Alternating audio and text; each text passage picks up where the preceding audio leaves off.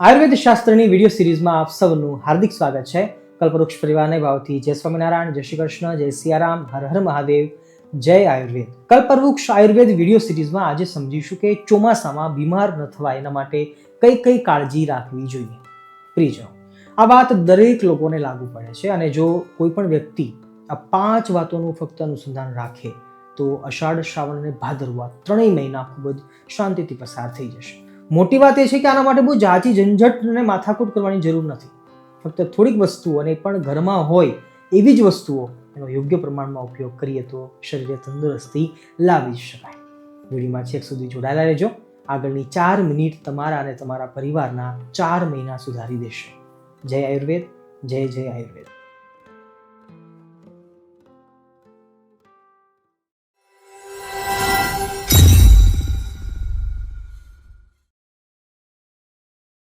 Number 1 ઉપર છે પાણી. આપણે સૌ જાણીએ છીએ કે ચોમાસામાં વરસાદના કારણે ધરતીની અંદર તળમાં રહેલા પાણી પણ બદલાતા હોય છે અને આપણા રોજબરોજના ઉપયોગમાં આપણે કાં તો કૂવાનું, બોરનું અને કાં તો કોર્પોરેશનનું પાણી ઉપયોગ કરતા હોઈએ છીએ. અને રહી વાત નહાવા ધોવા માટે, તો આપણા આ પાણી એ ચાલી જાય છે, પરંતુ પીવા માટે આ પાણી થોડું ટ્રબલ વાળું છે. કારણ કે નવા પાણીમાં બેક્ટેરિયા અને સાથે સાથે સૂક્ષ્મ જીવાણુઓ ઘણી વધારે માત્રામાં હોય છે અને વધારે પડતી બીમારીઓ મોસ્ટલી પાણીથી જ શરીરમાં પ્રવેશ કરે છે. સ્પેશિયલી તાવ, શરદી, ઉધરસ કે ડિફરન્ટ ટાઈપના ફ્લૂઝ, આ બધું જ પાણીથી ફેલાય છે. તો આવા સમયે સૌથી સરળ રસ્તો છે કે આપણે પીવાના પાણીને એકવાર ઉકાળી અને ઠંડુ કરી અને પછી એનો પીવામાં ઉપયોગ કરી શકાય. ફરીવાર કહું છું કે વધારે ઝંઝટ નથી કરવાનું કે આ વસ્તુ પાણીમાં નાખો અને ફલાણી વસ્તુ પાણીમાં નાખો. ના, એવું કશું કરવાની જરૂર નથી. ફક્ત પાણીને એકવાર ઉકાળો અને 100 ટેમ્પરેચર સુધી પાણી ગરમ થશે પછી એમાં કશી જ ગંદકી નથી બચતી અને એ પાણી અમૃત સમાન બની જાય છે અને આપણી ઇમ્યુનિટી સિસ્ટમને પણ એ મજબૂત બનાવે છે. નંબર 2 ઉપર આવે છે અજમો અને જીરાનો મુખવાસ. પ્રિયજનો, અજમો એ તીખી પ્રકૃતિનું ઔષધ છે અને મરચાની તીખાશ કરતા અજમાની તીખાશ બિલકુલ અવળી છે, વિરુદ્ધ છે. કારણ કે મરચાની તીખાશ શરીરમાં વાયુને વિકૃત કરે છે, જ્યારે અજમાની તીખાશ વાયુની પ્રકૃતિને શાંત કરે છે. લીલા મરચા કે લાલ મરચાનો પાવડર એ તમને પેટમાં બળતરા પેદા કરી શકે, પરંતુ અજમો, કાળા મરી, આ બધી વસ્તુઓ અંદરની ગરમી અને વાત પ્રકૃતિને શાંત કરે છે અને જેના કારણે ચોમાસામાં અજમાનું સેવન વધારે કરવામાં આવે એવો આયુર્વેદનો સિદ્ધાંત છે. અને જાણતા કે અજાણતા આપણે અજમાને રોજિંદા જીવનમાં ઉપયોગ કરીએ જ છીએ. દાખલા તરીકે થેપલા, ફાફડા, ભજીયા કે પછી અજમાવાળી ભાખરી. ખરું ને? અહીંયા એ વાત સમજવી જરૂરી છે કે ચોમાસામાં સૂર્યના કિરણો આપણા શરીર ઉપર પડતા નથી અને જેના કારણે જઠરાગ્નિ મંદ પડતો જાય છે. પરંતુ અજમો એ મંદ થનાર જઠરાગ્નિને પ્રદીપ્ત કરવાનું અને પુનઃ જાગૃત કરવાનું કામ કરે છે અને એટલા માટે અજમો અને આખું જીરું બંને સરખી માત્રામાં લઈ, બની શકે તો શેકી અને જમ્યા પછી મુખવાસ તરીકે લઈ લો એટલે પાચનની જવાબદારી અજમા ઉપર આવી જશે. ત્યાંથી તમારી જવાબદારી પૂરી. અહીંયા એ સમજવું જોઈએ કે અજમાની પ્રકૃતિ થોડીક ગરમ હોય છે, બસ એ જ રીતે આખું જીરું એ ઠંડી પ્રકૃતિનું છે અને એટલા માટે બંને જોડે લઈશું તો એ બેલેન્સિંગ થશે અને શરીરને નુકસાની નહીં કરે અને અજમો પોતાનું કામ એ કરી લેશે. એટલે નાના મોટા દરેક લોકોએ અજમો અને જીરું ચોમાસામાં એક દિવસમાં 1 થી 2 વાર તો અવશ્ય લેવો જ જોઈએ અને જો મુખવાસમાં જ લઈ લઈએ તો આપણું કામ વધારે સરળ થઈ જશે. એક બોનસની વાત કહું, સાંભળો, કોઈને કહેતા નહીં હો, પણ હા, તમારા સગા, વાલા અને સ્નેહીજનોને જરૂર કહેજો કે આયુર્વેદ અનુસાર અજમો અને જીરાનું સંયોજન 80 પ્રકારના વાયુના રોગો, 40 પ્રકારના પિત્ત પ્રકૃતિના રોગો અને 20 પ્રકારના કફ પ્રકૃતિના રોગોથી આપણને એટલે કે માણસને બચાવી શકે છે. એટલે અજમો અને જીરું એ રામબાણ ઇલાજ છે જેના ફાયદા અઢળક છે, પણ નુકસાનીના નામે કશું જ નથી. હવે નંબર 3 ઉપર આવે છે સૂંઠનું પાણી અથવા સૂંઠ મધની ગોળી. આયુર્વેદ શાસ્ત્ર અનુસાર સૂંઠ અડધી ચમચી જેટલી લઈ 1 ગ્લાસ હુંફાળા પાણીમાં નાખી અને પછી પી જવાથી શરીરમાં વાયુના પ્રકોપને શાંત કરી દે છે, જઠરાગ્નિને પ્રજ્વલિત કરે છે, પેટમાં પડેલા ખોરાકને પચવામાં એ મદદરૂપ થાય છે.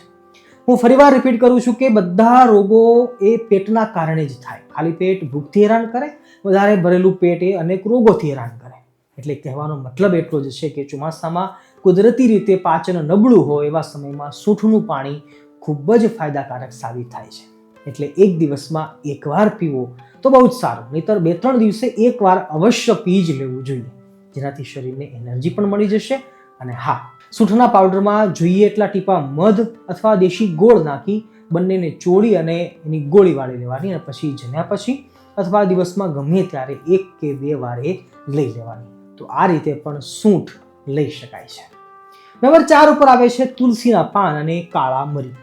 ચોમાસામાં 2-3 દિવસે એકવાર 7 થી 10 જેટલા તુલસીના પાન લઈ અને 4-5 જેટલા કાળા મરી સાથે ખાંડણીમાં કૂટી લેવાના. પછી બની શકે તો ભગવાને ધરાવી સીધા જ જમી જવાના, નહીતર થોડોક દેશી ગોળ લઈ એની ગોળી વાળી લેવાની અને પછી જમી જવાની. અને એ પણ પોસિબલ નથી તો ચા બનાવો, એમાં તુલસીના પાન અને કાળા મરી કૂટીને નાખવા અને એ ચા પીવાની, એટલે આપણો ટાર્ગેટ પૂરો. જો આ રીતે કાળા મરી અને તુલસીનો ઉપયોગ કરવામાં આવે તો ખરેખર ચોમાસામાં બીમારીથી જરૂર બચી શકાય છે. કારણ કે કાળા મરી અને તુલસીના પાન આ બંને વાયુ અને પિત્તની પ્રકૃતિને શાંત કરનારા કયા છે, એટલે આ બંનેનું સેવન જરૂર કરી શકાય.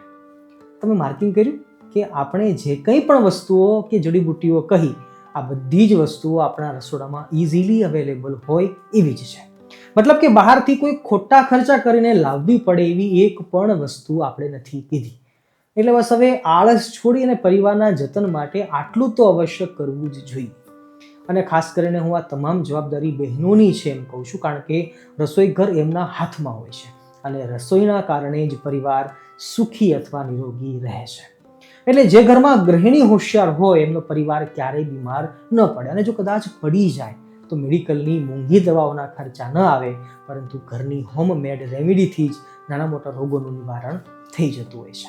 હવે છેલ્લે નંબર 5 ઉપર આવે છે લીલા શાકભાજી કાચા ખાવાના છોડવા જોઈએ. ફરીવાર કહું છું કે ચોમાસામાં લીલા શાકભાજી કાચા ખાવાનું ટાળવું જોઈએ. મતલબ કે શાકભાજી શરીર માટે સારા જ હોય છે, પરંતુ વરસાદી વાતાવરણમાં લીલા શાકભાજીમાં પાણી ચડતું હોય છે અને શાકભાજી ઉપર ઝીણી ઝીણી જીવાતો પણ અઢળક વધારે માત્રામાં ચોંટતી હોય છે.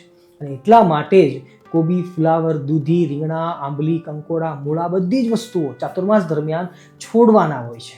આવું સત્સંગી જીવન, આયુર્વેદ શાસ્ત્ર, ચરક સંહિતા ઇત્યાદિ અનેક શાસ્ત્રોમાં કહ્યું છે. અને સાથે સાથે બીજા બધા શાકભાજી પણ કાચા ન ખાવા, મતલબ કે કચુંબર કે સલાદના રૂપમાં પણ કાચા શાકભાજી ચોમાસામાં ખાવાનું ટાળવું જોઈએ. મતલબ કે બાફીને અથવા વઘારીને ખાઈ શકાય, પણ કાચા ન ખાઈ શકાય. જો આટલી વાતોનું અનુસંધાન રાખવામાં આવે તો ચોમાસામાં કોઈ પણ વ્યક્તિ ક્યારેય પણ બીમાર પડી જ ના શકે, મારી ગેરંટી. અને છેલ્લે એક વાત કહીશ કે આ 5 વાતોમાં પહેલી અને છેલ્લી વાત આ બંને ફરજિયાત છે, અને વચ્ચેની બીજી, ત્રીજી અને ચોથી વાત એ ઓપ્શનલ છે. મતલબ કે એ 3માંથી કોઈ પણ એક કરો તો પણ ચાલી જાય છે. 3 કરવાની જરૂર નથી, નહીતર પછી 3 કરશો અને વળી પાછી મોટી ગડબડ થશે તો તમે કહેશો કે સ્વામીએ તો નહોતું કહ્યું. પણ નહીં, સ્વામીએ તો કહ્યું જ હતું, તમે છેક સુધી વિડીયો જોયો નહોતો. અંતમાં પ્રભુને પ્રાર્થના કરીશ કે તમે અને તમારો પરિવાર સદાય સુખી રહો, સ્વસ્થ રહો અને આનંદમાં રહો. ઘરમાં જે બનાવો એ ભગવાનને ધરાવીને જમો અને સાત્વિક ભોજનની ટેવ પરિવારમાં પાડો.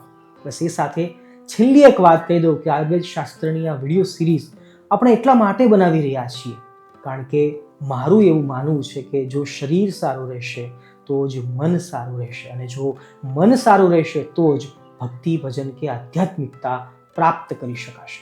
ટૂંકમાં કહું તો એક એકડો કરીએ અને એના પાછળ 5 મીંડા કરીએ તો એ 1 લાખ કહેવાશે, રાઈટ? પરંતુ પહેલો એકડો કાઢી લઈએ અને પછી 5 મીંડા એ ફક્ત શૂન્ય જ કહેવાશે, રાઈટ? બસ આપણા જીવનમાં પણ એકડાના સ્થાને શરીરનું સ્વાસ્થ્ય છે. એ છે તો બાકીના બીજા બધાની કિંમત છે, અને જો એ નથી તો બીજું બધું જ શૂન્ય સાબિત થશે. બાકી તો તમે ખુદ સમજદાર છો. ચાલો મળીએ છીએ ફરીવાર એક નવા ટોપિક સાથે. સૌને ભાવથી જય આયુર્વેદ, જય જય આયુર્વેદ. રાધે રાધે.